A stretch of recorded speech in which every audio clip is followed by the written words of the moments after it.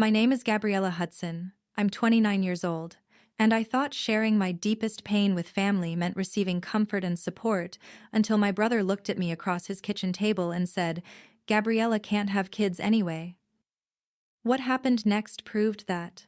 While I was grieving the loss of my dreams of motherhood, my own brother saw my infertility as a convenient solution to his family planning problems. Before I tell you how one phone call from my fertility specialist changed everything I thought I knew about my medical condition, and how test results exposed a miracle that my brother had tried to exploit for his own benefit, I'd love to know where you're watching from.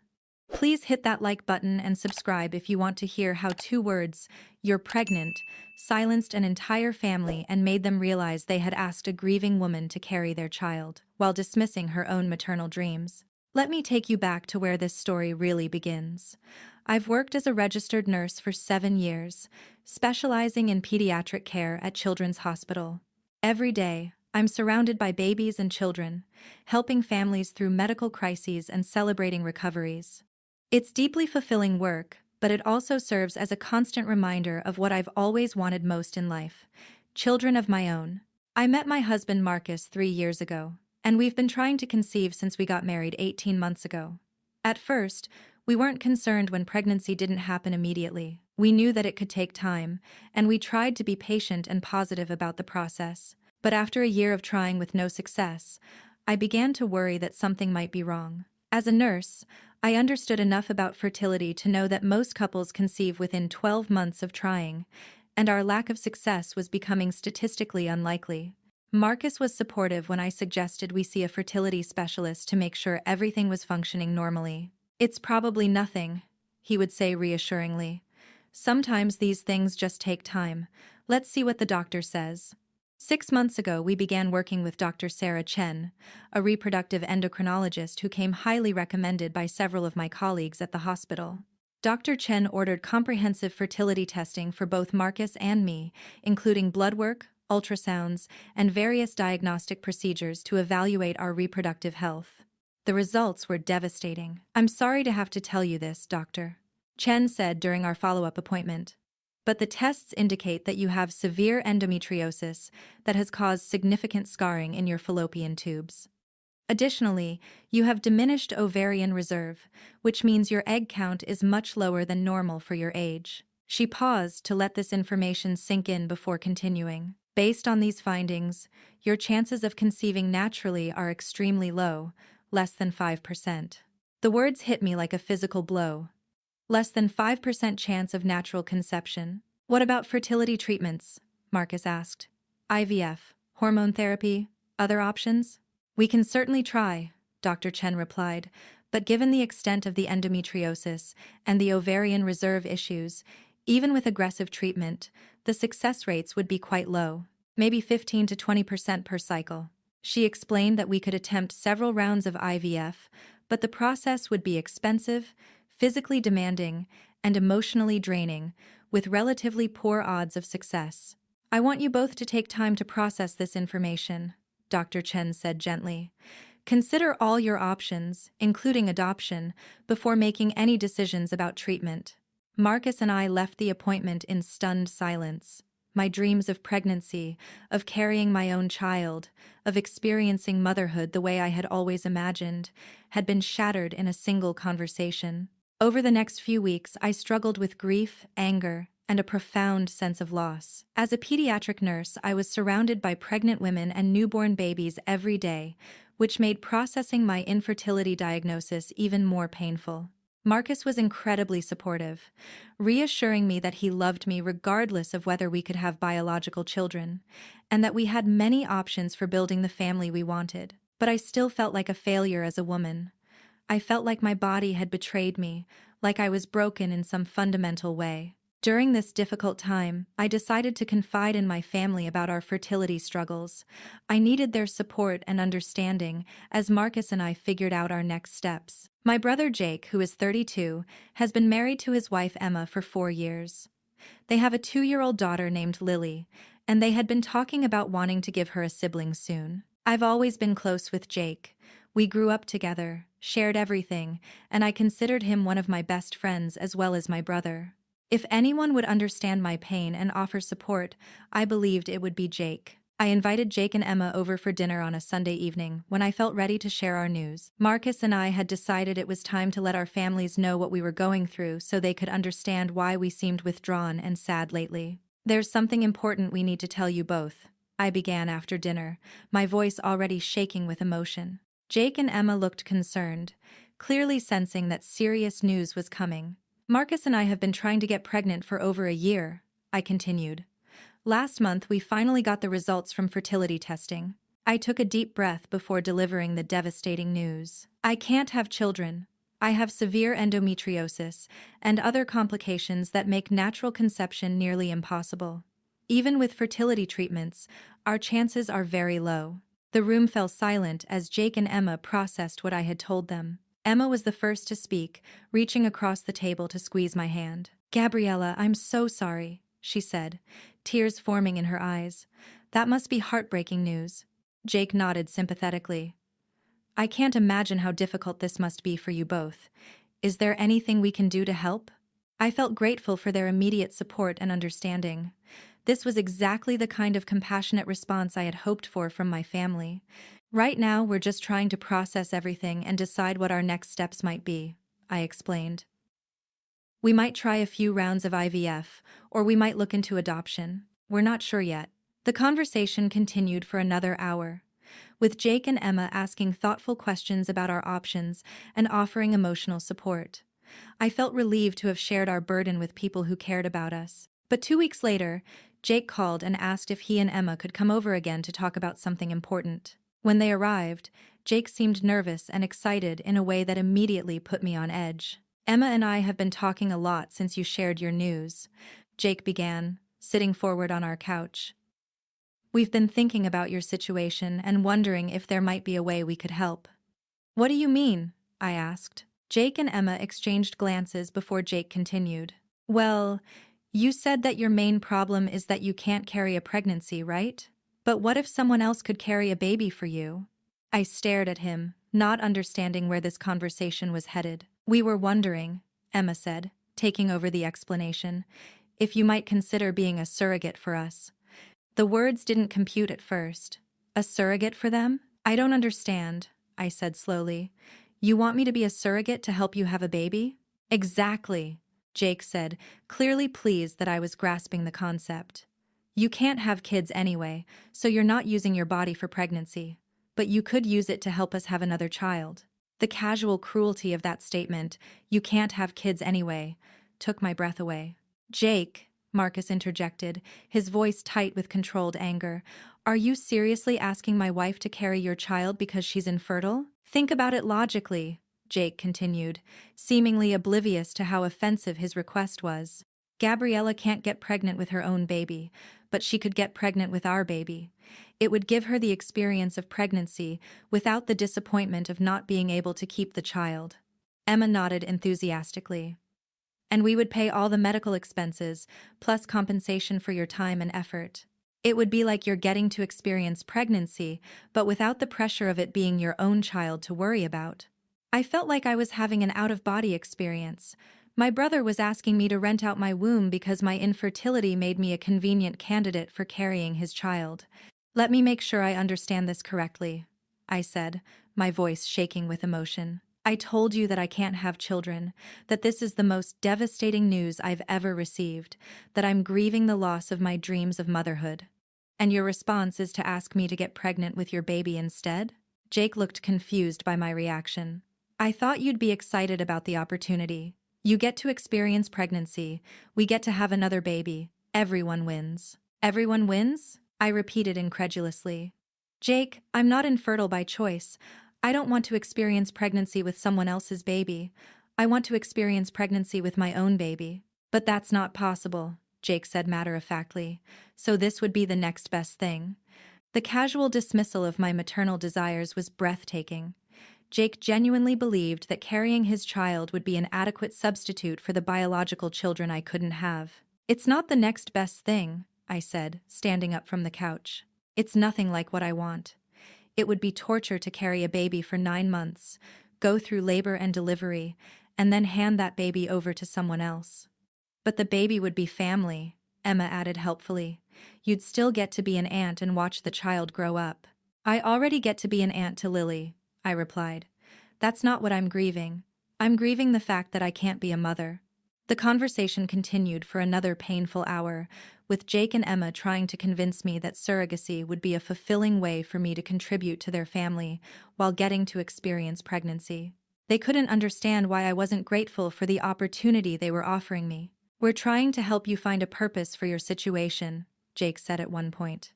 Instead of your infertility being just a tragedy, it could be a blessing for our family. That comment revealed everything about how Jake viewed my medical condition. He saw my infertility not as a personal loss I was grieving, but as a resource he could exploit for his own benefit. After they left, Marcus and I were both shaken by the conversation. I can't believe he asked you that, Marcus said, holding me as I cried. How could he be so insensitive? He genuinely doesn't understand why I'm upset, I replied. He thinks he's offering me a solution. Over the next few weeks, Jake continued to bring up the surrogacy idea whenever we spoke. He seemed convinced that I would eventually come around to seeing the logic of his proposal. Just think about it, he would say. At least this way, your ability to get pregnant could help someone. Each conversation left me feeling more hurt and angry. My brother was treating my reproductive system like unused real estate that he could lease for his family planning purposes. The final straw came when Jake made his request in front of our parents during Sunday family dinner. Mom, Dad, Jake announced, Emma and I have been talking to Gabriella about helping us have another baby. Our parents looked interested and supportive, clearly assuming this meant Marcus and I were considering adoption or some other arrangement to help us become parents. That's wonderful, Mom said. How can Gabriella help you have another baby? Well, since Gabriella can't have kids anyway, Jake said casually, we thought she could be our surrogate. She's not using her body for pregnancy, so she could carry our baby instead. The silence at the dinner table was deafening. Our father looked horrified. Jake, what are you saying? You're asking your sister to carry your child because she's infertile? It makes sense, Jake insisted. She gets to experience pregnancy. We get another baby. It's practical. Mom stared at Jake in disbelief. Son, your sister just found out she can't have children. She's grieving. How could you think this is an appropriate request? I'm trying to help her find meaning in her situation, Jake replied defensively. That's when I finally lost my temper. My situation doesn't need meaning from you, Jake, I said, my voice rising. My infertility isn't a resource for your family planning. I'm not a breeding machine you can rent because I can't have my own babies. You're being dramatic, Jake replied. I'm offering you a chance to help family. You're offering me a chance to torture myself by carrying a baby I can't keep while you dismiss my own maternal desires as irrelevant. The argument escalated, with our parents taking my side and expressing shock at Jake's insensitive request. Jake, this is completely inappropriate, Dad said firmly. Your sister is dealing with devastating news, and you're treating her like a commercial surrogate. I'm trying to help, Jake protested. You're trying to use her, Mom replied sharply. There's a difference. The family dinner ended with tension and hurt feelings on all sides. Jake couldn't understand why his practical solution was being rejected, and I felt betrayed by my brother's inability to empathize with my grief. Over the next month, Jake continued to pressure me about surrogacy, even enlisting Emma to call and try to convince me. Just consider it, Emma would say during these phone calls. You might find it fulfilling to help create life, even if you can't keep the baby. Each conversation left me feeling more isolated and misunderstood. My own family was treating my infertility as a business opportunity rather than a personal tragedy. 3 weeks ago, everything changed. I had been experiencing some unusual symptoms, fatigue, nausea, breast tenderness, that I initially attributed to stress from the family situation and my ongoing grief about my fertility diagnosis. But when the symptoms persisted, my nursing training kicked in, and I began to wonder if something else might be going on. On a Tuesday morning, almost as a formality, I took a home pregnancy test. 2 lines appeared. I stared at the test in disbelief, convinced it must be wrong. According to my fertility specialist, I had less than a 5% chance of conceiving naturally. I took 3 more tests, all positive. With shaking hands, I called Dr. Chen's office and was able to get an emergency appointment that afternoon. Gabriella, Dr. Chen said after reviewing my blood test results, you are definitely pregnant. Based on your hormone levels, I'd estimate you're about 6 weeks along. But how is this possible? I asked through tears. You said my chances were less than 5%. Sometimes medicine surprises us, Doctor. Chen replied with a smile. Less than 5% doesn't mean 0%. Your body found a way to make this happen despite the obstacles we identified. She continued with more good news. Your hormone levels look excellent, and there are no immediate signs of the complications we might have expected given your endometriosis. Of course, we'll monitor you closely throughout the pregnancy, but right now, everything looks very positive. I drove home in a daze, clutching the ultrasound photos that showed a tiny but unmistakable baby growing inside me. Marcus was waiting for me when I got home, having left work early after I called him about the appointment. What did the doctor say? He asked anxiously. I handed him the ultrasound photos without saying a word. Marcus stared at the images for a long moment before looking up at me with tears in his eyes. Are you? He started to ask. I'm pregnant, I said, finally allowing myself to believe it.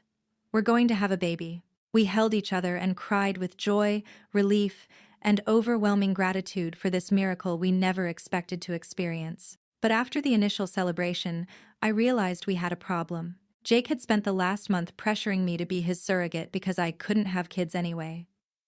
Now I needed to tell him that not only could I have kids, but I was actually pregnant with my own child. I decided to wait until our next family dinner to share the news, wanting to tell everyone at the same time. Sunday arrived, and our entire family gathered at our parents' house as usual. Jake and Emma were there with little Lily, and the atmosphere was still somewhat tense from our previous arguments about surrogacy. Jake, I said once everyone was seated for dinner, I have some news that might interest you. He looked up expectantly, probably hoping I had reconsidered his surrogacy proposal. Remember how you said I couldn't have kids anyway, so I should carry your baby instead? Right, Jake said, nodding. Have you thought more about it? I have, I replied, and I've realized there's a problem with your plan. What kind of problem? I reached into my purse and pulled out the ultrasound photos Dr. Chen had given me. The problem is that I can have kids. I'm pregnant. The silence that followed was absolute. Everyone stared at the ultrasound images I had placed on the dinner table. Jake's face went through a series of expressions: confusion, disbelief, and finally, something that looked like disappointment. You're pregnant? Emma asked, her voice barely above a whisper. 6 weeks along, I confirmed. Apparently, the doctors underestimated my body's ability to overcome the fertility challenges. Mom and Dad erupted in excited congratulations, immediately understanding the miracle nature of this pregnancy, given my diagnosis. But Jake's reaction was different. So you won't be our surrogate? He asked, still focused on his own agenda. The question hung in the air like a toxic cloud. Jake, Dad said, his voice dangerously quiet. Your sister just announced she's pregnant after being told she couldn't have children, and you're asking about surrogacy? I just want to understand what this means for our arrangement, Jake replied defensively. There was no arrangement, I said firmly. There was you asking me to carry your child because you thought I was broken. There was you treating my infertility as an opportunity for your family planning. Emma tried to smooth things over. We're happy for you, Gabriella. This is wonderful news. Are you? I asked pointedly, because Jake seems disappointed that I won't be available to carry his baby. That's not fair, Jake protested. I'm happy you're pregnant. I just thought we had discussed the surrogacy option. You discussed it, I corrected. I repeatedly told you I wasn't interested. You kept pushing because you thought I had no other choice. The truth of what had happened was becoming clear to everyone at the table. Jake had seen my infertility diagnosis not as a tragedy to comfort, but as an opportunity to exploit. He had pursued surrogacy not as a last resort, but as his first choice because he thought I was desperate enough to agree. Jake, Mom said, her voice full of disappointment. Can you hear yourself? Your sister announces a miracle pregnancy, and you're upset because it interferes with your plans to use her as a surrogate. I wasn't trying to use her, Jake insisted. I was trying to help. You were trying to help yourself, Dad replied. You saw Gabriella's medical condition as convenient for your family planning, not as something she was grieving. The dinner continued with strained conversation, but the damage to Jake's and my relationship was clear. His reaction to my pregnancy had revealed his true priorities and his fundamental lack of empathy for what I had been going through. After dinner, Jake approached me privately in the kitchen. "Gabriella, I hope you can understand where I was coming from," he said. "I really did think surrogacy might help you feel better about not being able to have kids." "But I can have kids, Jake," I replied. "The pregnancy I'm carrying right now proves that." "But the doctors said you couldn't," he protested. "The doctors said it was unlikely, not impossible. There's a difference." Jake was quiet for a moment. "Are you going to be able to carry the pregnancy to term?" he asked. "With your medical issues?" The question revealed that Jake still didn't understand. Even now, knowing I was pregnant, he was questioning whether I would successfully have my own baby. "My doctor is optimistic," I said, "but even if there are complications, this is my pregnancy, my baby, my choice to make." "I just meant that if something goes wrong, the surrogacy option would still be available," Jake said. I stared at my brother in disbelief. Even after learning I was pregnant with the child I had desperately wanted, he was still trying to position himself to benefit from my potential loss. "Jake, if I lost this pregnancy, the last thing I would want to do is immediately get pregnant with your baby," I said. "Can you try to understand that?" But it was clear that Jake couldn't understand. His ability to empathize with my situation was completely overwhelmed by his focus on his own desires. 5 months have passed since that family dinner. My pregnancy is progressing beautifully, with no complications related to my endometriosis so far. Dr. Chen says that sometimes pregnancy can actually help with endometriosis symptoms, and I'm experiencing that benefit firsthand. Jake and I have maintained a civil relationship, but the closeness we once shared has been permanently damaged. His reaction to my infertility diagnosis and his response to my pregnancy revealed a side of his character that I can't forget or overlook. He saw my deepest pain as his opportunity. He treated my medical condition as a resource he could exploit, and when that resource became unavailable, he was disappointed rather than happy for my miracle. Emma has tried to rebuild our relationship, insisting that Jake was just trying to help and that I should try to understand his perspective. But there are some perspectives that reveal too much about a person's character to overlook. The woman who was told she couldn't have kids anyway learned that miracles can happen even when medical experts say they're unlikely, and that some people will treat your miracles as disappointments if they interfere with their plans. My brother learned that fertility struggles aren't business opportunities, that infertile women aren't desperate surrogates waiting for someone to give their lives meaning, and that treating your sister's medical condition as your family planning solution reveals more about your character than hers. In 3 months, Marcus and I will welcome our miracle baby, the child we were told we could never have, the pregnancy that proved medical statistics don't determine individual outcomes, and the living proof that hope can triumph over devastating diagnoses. And Jake will have to find someone else to carry his children, because the sister he thought was broken turned out to be blessed with her own family miracle. Have you ever had family members treat your struggles as their opportunities? How do you handle people who see your challenges as resources they can exploit? I'd love to hear your thoughts in the comments below. If this story resonated with you, please hit that like button and subscribe for more real-life stories about family boundaries, medical miracles, and learning that your worth isn't determined by other people's ability to use your circumstances for their benefit.